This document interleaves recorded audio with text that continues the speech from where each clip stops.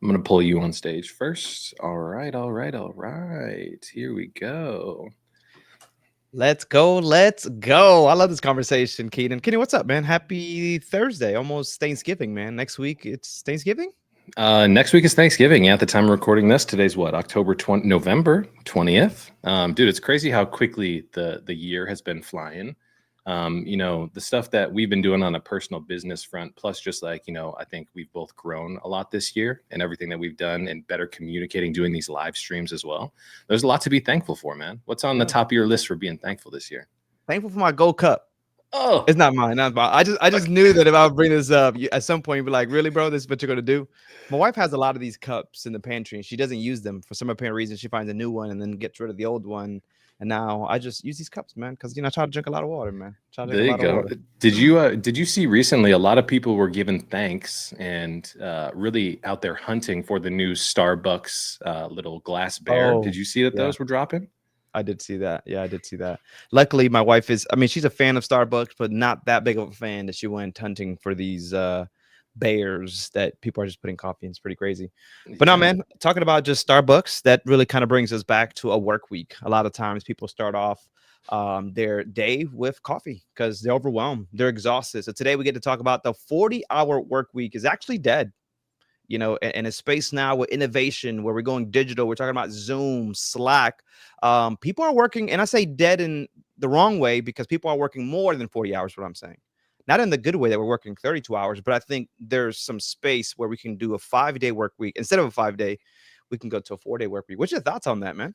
Man, I think we're at a unique time in history. A lot of the live stream that we talk about and the topics that we touch on are often about automation, about technology. Yeah. We're living through a golden age right now, man. If you can be smart and be effective about how you can leverage technology to be more productive, my question for any employee is, why are you working 40 hours a week when you have tools like ChatGPT and Claude and smart automations and N8N and all these other tools at your disposal? I think that the time of working 40 hours a week, but specifically Yeah. doing it 5 days a week, gives us an opportunity to challenge the rhetoric that we've been hearing throughout the landscape of business for a long time. Me personally, and you hear me talk about this with the team all the time, I'm always encouraging my team and everybody who works at Francis to leverage technology to do the work that they can do more effectively. If it takes you 3 hours to get something done before AI, can we drop that down to 2 hours and 30 minutes? Can I give you 30 more minutes of time to spend with your family, go on a walk, or just be present in your real life outside of work? And I'm really excited to kind of dive into these topics a little bit more because I don't think too many people are talking about that as they should be. Yeah. And for those that are watching and enjoying with us here right before or maybe after lunch, feel free to put anything in the comments when it comes to what we're talking about AI, the conversation of 40 hours a week. But when we look at stats, man, it looks like the average American is actually working 47 hours a week. Mhm. And myself and you, we probably do work that, but we also run our own businesses. So I think it's reasons why we do that. But for your average, this is your going to work 9 to 5. They're not working 40 hours, they're working 47. And I tell you, I actually have a neighbor. I'm the type of person that you're like, you have to be lying because you have a neighbor that knows and does every single thing. But it's because I talk to all my neighbors. All right? I'm not that guy that just walks in my house that doesn't say hello to people. So I spoke to a neighbor and he's like, man, my wife, she has a pretty big C-suite executive role and she Mhm. just doesn't know how to step away from her computer because she's working remote.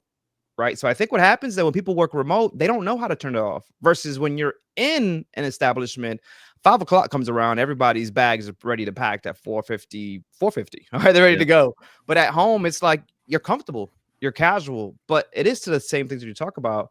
There's so many systems that allows us to do things a little bit better, a little bit more so we don't have to feel overwhelmed, the anxiety. I think all that comes from that 40-hour work week, man. So I love that we talk about systems. And what systems do you see actually in place that are going to be, other than what you mentioned, chat gpt? It's Francis helping people. You're the CEO of Francis. Are we helping people in the space of being able to buy back time? I mean, I think that's one of the biggest things that we talk about with our partners, Efrain, is, if we're going to be able to leverage technology, we need to free our teammates from doing the repetitive, redundant, and often joyless work. And so one of the things that we do at Francis is we build communication systems that allow for your organization to be reached 24/7, 365. A huge majority of the partners that we work with are in the health and human services space, the community-based organization space, people who are serving the community, doing after-school programs, people who are providing mental health, substance use, disability support. And guess what? Those people need to be accessed 24/7 because life is 24/7. So one of the things that I talk about with a lot of the leaders that I focus on and collaborate with is how do we use technology to allow for your teammates to get away from the repetitive work so they can show up and create the human connection that's so important. I don't know about you, man, but if I had an organization that was based in the community, people came through the front doors every single day, the last thing that I would want my teammates doing who are sitting behind that front desk or being a key role of my service delivery is working on their computers and not being able to take their eyes away from the computer to make that human connection that people are leveraging. And so Yeah. when I think about how technology is playing a role in kind of freeing us from that stuff, the time has never been better than right now to invest into systems that can help people actually free themselves from that repetitive work. I mean, honestly, if you're paying somebody $25 an hour to answer frequently asked questions about when are you open, what hours of the week are you open on Thursday? Do you guys have a specific program? Do you have a specific service? We're not leveraging that human capability to the highest of its ability. And so we really need to think about kind of reworking that stuff, which I think is so important. And it's happening really across so many industries. Was fortunate to actually go to a healthcare convention by a product called Andor, and Mhm. seeing what even they're doing, very similar to what Francis is doing, right? But just helping in the healthcare space. I recently just had a conversation yesterday with someone in the real estate space that says, "Hey, I I'm just overexhausted. I want to make more money, but I need a team. I don't have any systems. I want to reach them on their year anniversary of buying a house. I want to reach them out on their birthday. So all this stuff that she wants to do manually, right? It's kind of impossible with one person. So now I'm working with someone in the real estate to put these automations in place and systems so that she can do what she loves most. Go show houses, go have fun, go build relationships. How do you scale when you play every single role in your business? It's kind of impossible. And it's like what's cool now is that you can have these virtual minions that helps you. So we think about Gen Zs and we think about their work ethic. And I was one of those as well that was thinking about Gen Zs. Is like, man, the work ethic is a little different. But it's not that they quit just wanting to work. They got smart. They said, I'm not burning myself, alive for a paycheck. Right. So they're finding how to do things a little bit easier. What are your thoughts on that, man? Did you also have the thoughts of Gen Zs are just a little lazy? Dude, I mean, I think we were kind of tricked. I'm not saying this in a negative way because you see a lot of people who talk about the way to be successful is through hustling more. And that's totally understandable for a season. And so I always look at my life as seasons, right? I've gone through my seasons of hustle culture where I'm trying to work as much as I can to get from 0 to 1. But the question becomes, is that something that is sustainable, hustling 24/7, 365? And like you're talking about with the person who you're talking about, the realtor, can you wear all the hats every single day? I'm personally am at the position now where it's like I want to invest into the minions of our organization. And so for us, right at Francis, that means building AI agents and AI collaborators that can help us be more effective with our time. Right. One of the things that we do really well here at Francis is kind of leverage VA talent. So we've got an international pool of team members who help support the organization. Now, they do amazing work by themselves, but they become a superhero when they're able to collaborate with different systems like Claude and ChatGPT and different automation systems that help them get their job done. I mean, one of the things that we saw for a long time was Gary Vee, one of my favorite entrepreneurs, always Yeah. talked about hustle culture.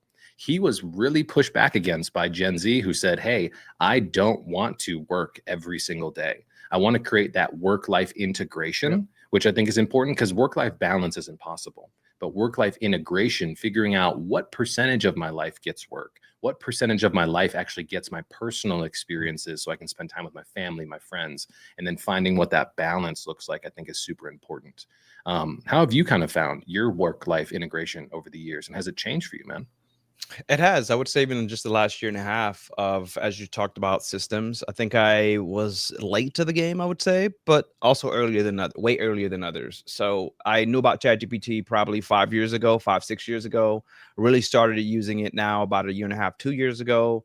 As you mentioned, international VAs got plugged in with some of those as well, where now I have two and realized that I get to do more of the things that I enjoy. Showing up here, showing up on podcast and being able to understand that everything on the back end is actually being done on its own.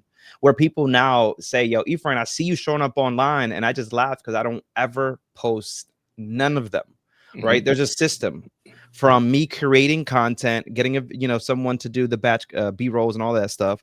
I drop it into a box, and then that box my editor creates, puts it into another box, and on the back end creates captions and hashtags. All she has to do is copy paste, do some edits, make sure everything is grammarly correct, and I just show up online. Like, there's so many systems. When we say back to our realtor, she says, hey, I want to show up online, but I just don't have the time. Mhm. But in reality, it only takes 4 hours of her day to go to do a shoot, and the system can handle the rest. Like, that's what we're talking about. People think it takes days to get this done, and it really doesn't.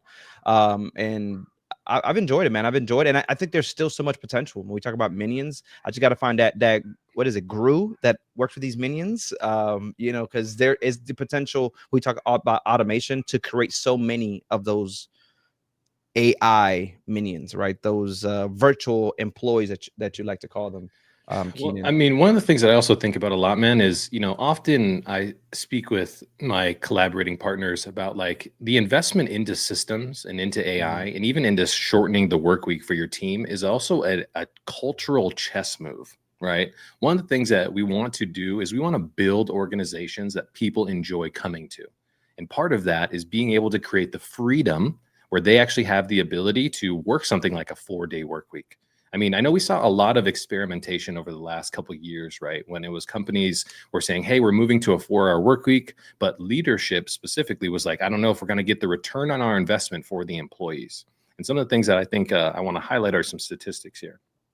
So, in the world's largest trial results for a 4-hour work week, there were 141 companies, 2,886 workers across 6 countries. Right. One thing that we saw was there was a 90+% of those companies who tried out a 4-day work week permanently kept it after a 6-month trial. 9 out of 10 organizations who tried a 4-hour work week after just 6 months of trialing it kept it. What they found was that there was reduced burnout and increased job satisfaction. If you're a leader listening, those are 2 things that we focus on. Reduce burnout. I want my team to show up happy. I don't want them to be down on themselves. I want them to show up with full energy. And I want them to be more satisfied in the work that they do. Okay. Yep. Another thing that we saw, especially coming out of the pandemic, that so many leaders focus on is improved mental health and physical health. I mean, what would you do, Efrain, if you had an extra day of the week that you previously didn't have, and your boss said, I want you to go focus on your mental, I want you to go focus on your physical health to show up as the best version of yourself? What would you say if somebody came to you with that? I mean, I'm the wrong person to ask, man. I have this. I feel like if I'm not doing work, then I'm not doing enough. Even when I think sometimes when I don't have anything to do, I'm still working. So I'm probably the wrong person to ask that question. Hmm. However, if I can go back into my 20-year-old self and think about that, and I can only work 4 days a week, I'm excited. I get 3 days to myself. It is, as you mentioned, really time to find yourself, work on yourself. Is it school? When we talk about our Gen Zs, is it just being able to do more school so you can knock that out a little quicker? Is it being able to you want to creators? There's so many space people that are creators but also working this 9 to 5 that they can Yeah. actually balance both, want to do what they love, right? Creating content on whatever that may look like, but still have their 9 to 5 job, working 4 days a week. I think people are more excited. And I kind of give you more stats because you talked about stats, because I know we kind of prepared for this, was that 22% jump in productivity. Like, Mm. that's huge in itself. The 71% burnout reduction was huge. And this is all surveys through, I believe it was Gallup, a Gallup survey that they were doing. And 300 million jobs impacted by AI. And it's not, people say, wow, that's a lot, like all these jobs are being lost. No, actually, people got to do even more. So these jobs, right, were impacted by AI in the good way. Because now, even in the healthcare industry, when I went to this convention, they were saying, hey, we're seeing the reduction of clinicians, but Hmm. now with a lot of this AI, people are more excited, and we're trying to drive that back with AI because they realize, hey, these individuals just burnt out.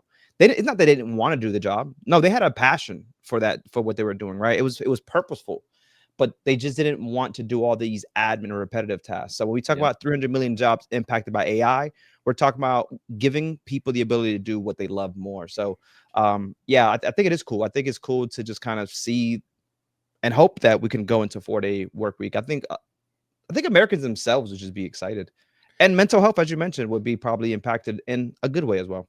I mean, there are other countries who demonstrate this consistently, right? They say, hey, listen, we're not going to show up to work every single day, 9 to 5. We take breaks. We take certain days off. Down in Mexico, they have siestas every day where everybody kind of just relaxes, takes naps and chills, spends time with their family. I just think that there are so many opportunities for us to rethink what the normal work week looks like with technology. I think that we've come from an industry and from a mindset of our previous generations that thought in order for me to get ahead, I have to work more. And I think today's current generation with Gen Z and the people who are ushering in these new technologies say, I need to be more effective during the time that I'm actually working. And that will create more productivity, better job satisfaction, less burnout, less mental health challenges when we protect the humanity of the work that we do. And I think that being able to think about how technology is going to help us protect the humanity of the work that we do is something that, I'm super excited to see how everything plays out in the future. Because Yeah, you've seen me push many times for making sure you're for protecting sure. your time. And I think when leaders, oh yeah, you tell me that all the time, protect your time. You have to, we also have to think about these leaders, man, when they're even questioning themselves. You really are getting the same output, but just in less time. Let's be honest, Keenan. How many times have you talked to someone that says, yeah, we don't really do meetings on Fridays, Mhm. right? Low productivity already on a Friday. Why not just give the individual that day, right? Come back Monday so refreshed because now they're excited. It's almost like they're anticipating because already 2 days goes by so quick. And we always say, if we just had one extra day. Mhm. Yeah, if we just had one extra day, it gives us that day to really come back on a Monday, just so refreshed and being able to make things a little clearer for ourselves. So I'm pretty excited and hopes that we get to see this. I mean, there's a lot of changes in what it looks like at the because what I think is the country has been built on this grind model, Yeah. right? Where people are really just been working in the industrial era model, whatever that may have been. But now when we think about even New York, they have a 35-year-old mayor. Where do you Mhm. think his mindset's at? Right? Like it has to be thinking, hey, how do we do more with what we currently have? And he's doing a good job in New York. But I think that even in the space of AI and automation, people have to think that far as well. Is how can we actually make more people happier to come back to work? It could be things like that. It could be automation. I love it. I love that we could talk about that and potentially see that in our future, man. I mean, I asked you the same question you asked me. How would you feel if someone said you could take an extra day off? I mean, I would first of all, I'd be incredibly grateful if the organization that I was dedicating my time to a majority of my life, 8 hours a day, right, came to me and said, "Hey, we want to create more freedom for you to do the things that you are passionate about." It would be something that would be revolutionary, and I've never had the privilege of being a part of an organization like that, or following a leader, right, who's actually established those things either. My mind naturally went to the place when we were talking a couple minutes ago about Google and how some of the most innovative inventions and products have come out of Google, have come out of a program. I'm going to just say it that I'm not going to call this the right thing, but they had a 20% program, like Mhm. idea, where they said 4 days of the week, you're going to work on Google assigned projects. And then one day of the week, you guys are going to have time to work on whatever you guys want. Flex those creative muscles, get into your deep zone where you want to code something and build something really substantial. And guess what came out of that? Gmail came out of that. Video conferencing software came out of that. All of these different amazing inventions came out of that 20% of your day, aka one day of your 5 days working, we're able to work on free projects. I think that when we allow for people to create the space for them to be productive and be creative, and there's not the pressure of the deadlines and getting things done and turning stuff in, we get such better output out of the human being. And I think that we're starting to come into a time where organizational design, especially with AI, different automation tools, are going to become more and more relevant and more important for our leaders to think about. It's not just the work that people are working on, but how Mhm. they're working on that work that's going to give you the outsized returns, man. And I think that's where the creative leader of the future is going to really kind of be a rock star. And I can't wait to see what the future of our organizations look like. Yeah, I love that because I think that people's mission would die when their team is actually exhausted. Hmm. Simple. And I remember speaking to someone, this is before I even knew ChatGPT, where he says, I give people a mental day, a creative day. Yep. So they were already working 4 days, but that fifth day, go do something. Even if you're at work and you felt like you just had a mental block, go to the park, go for a walk, take an hour. Because he understood that there's no way that you're being creative, that you're being productive when your mind is a bottleneck. Sometimes it is having to walk away. Sometimes it may be that day off. Even myself, actually, now that I think about it, is I mean, I can't afford a whole day right now, but I do give an hour a week to just take and learn and to just get creative, because sometimes, man, you just need that. You're just go, go, go, go, that you don't even get time to really invest in yourself. And that's the most important part. Investing in yourself looks like what we're talking about today.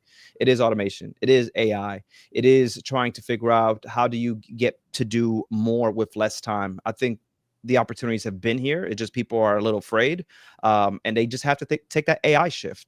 Yep. We talk about Francis, we talked about Andor, but there's so many different AI companies. What are some of your good AI companies that may help? I think like Opus is now doing AI, things that help us on just editing.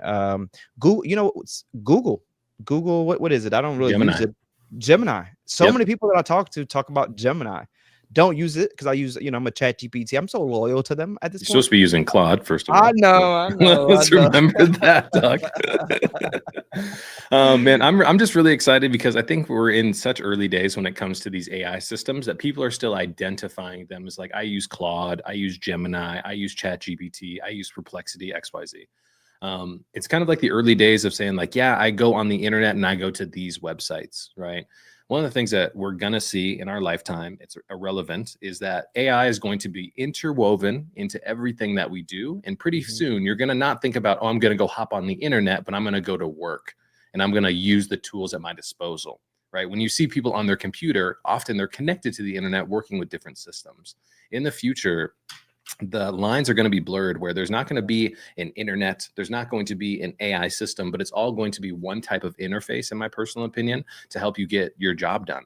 And I think that's where I'm really excited to think about what the future of work looks like when we're not compartmentalizing these different tools, but work has been integrated, once again, like that work-life integration into everything that we do. Because you will have a healthcare assistant, you will have a trainer, the AI system that's going to help you build workouts and track your macros and look at your food and all of your diet. You're going to have a relationship coach that's going to be based on AI that knows information about you and your spouse and the partner that you have.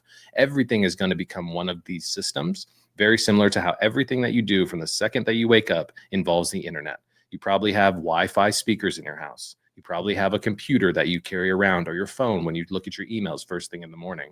All these things have become seamless parts of our lives, and now we just experience it as one experience. And I'm super excited to kind of see where all that kind of stuff goes, man.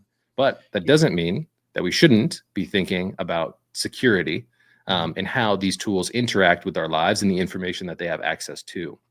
I know in our next conversation, we're really going to dive into one of the big stories. If anybody is watching Shark Tank out there, you might have seen one of the sharks named Robert, who just released a big video talking about an AI breach and how hackers were using a tool called Claude Code to be able to build an AI hacking system. And it kind of transformed the way that we think about security and compliance just because of how impactful and how quickly this hack took place.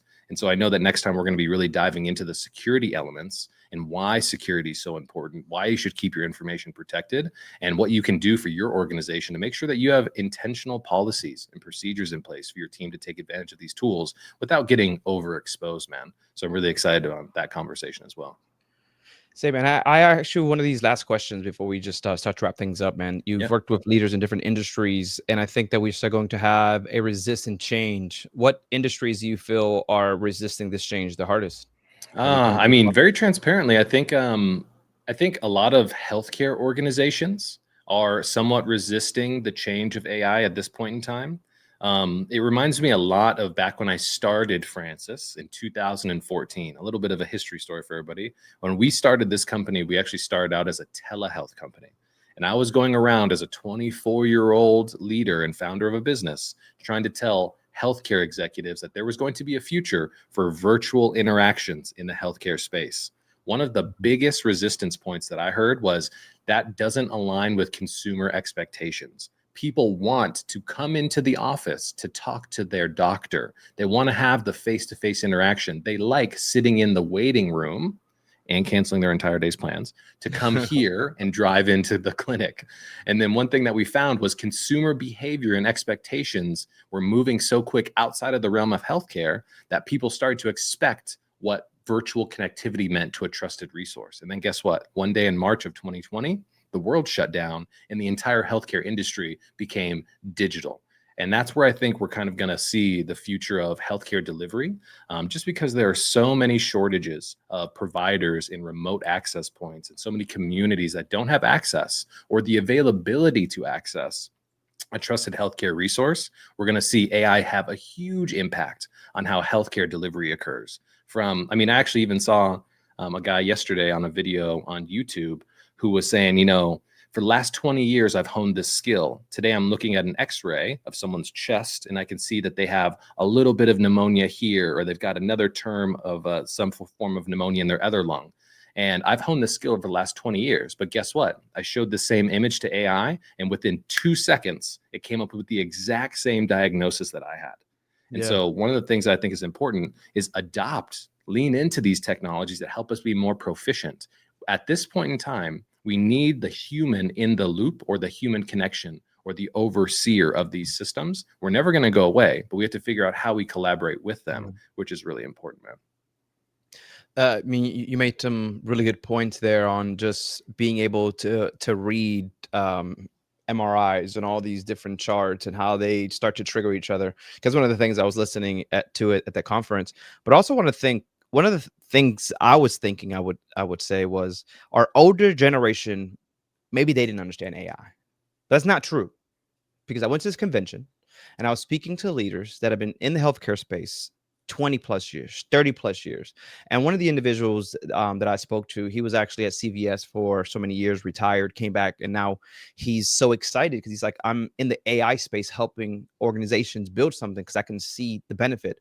Where now we talked about also international pool. Well, you can also have international doctors that can now speak virtually, right? So to fill that gap of we are kind of cut short here in America, how do we get some of our best doctors in other countries to also, as you mentioned, that's telehealth.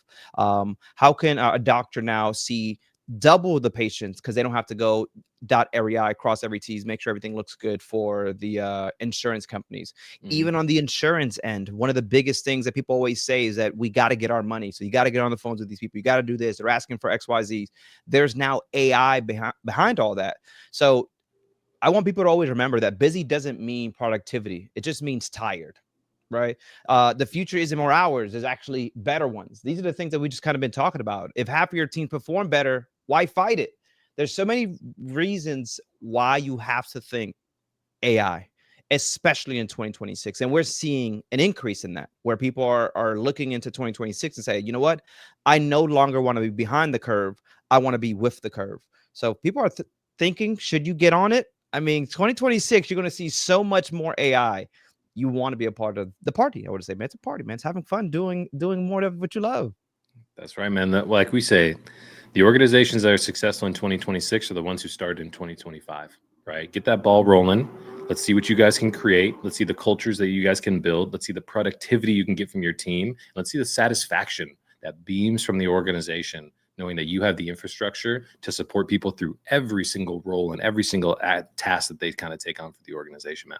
I'm excited. We got a big year coming up, brother, and I can't wait to keep rolling these live streams, man. I'm super excited to see, AI, how these things keep ripping, man. This is great. One day, right now, AI is the hot topic, and one day it will be just our, as you mentioned, our everyday life is going to be integrated to what we do every single day. It kind of really is, but it'll be an old news. But I'm so happy that we're jumping on and we're educating people so early in the game, because I think with what we're talking about next week, cybersecurity, yes, it seems very scary when we hear some of those things, but we're here to really educate you on, yes, that's one part of the story, but let's talk about what it actually looks on the back end when organizations like Francis is actually doing the right things to make sure those attacks don't happen. So, man, Keenan, I'm looking forward to it, man.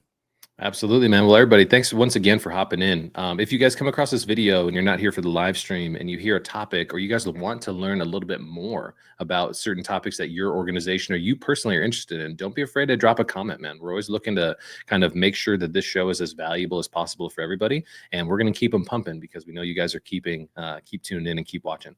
So until we catch you on the next one, for Keenan and Efrain. I'm Efrain, Keenan. We out. See you guys. Bye. Later. That was great, man. That was cool. Good.